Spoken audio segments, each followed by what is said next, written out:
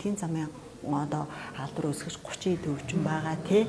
Тэр чинь дур мэдээд өөрсдөө ингээд имжлээд хүнээс асуугаад ч юм уу одоо ингээд аптекийн эмийн сангийн хүнээс асуугаад дур мэдэж имжлэхээр дутуу имжлэх юм уу эсвэл одоо имжлэхийн төгс биш тийм ээ үлдэцтэй тэгээд дутуу имжлэгдэх ч юм уу эсвэл огт имжлэгдэхгүй байх тийм тохиолдлууд байдаг.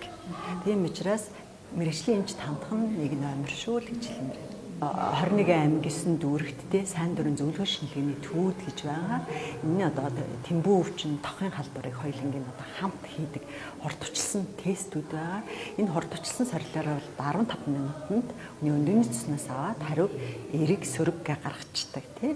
Тэгээд ийм учраас бол одоо хүн болгон өөрсдөө сайн дурын зөвлөгөө шинжилгээнд хамрагдаж шинжилгээг аль болохоор одоо ойрхон харьяа тэгээ ойрхон эмнэлэг рүүгээ хандаж шинжилгээнд хамрагдаж чадвал эрт илрүүлж чадна гэсэн үг. Хэрвээ эрт уншилж эрт эмчилж чадвал энэ өвчнөг л одоо бүрэн одоо төгс эмчилж болно. Бид нөр өөрөө өөрсдөө одоо хамгаалж чадна л гэсэн үг байхгүй юу?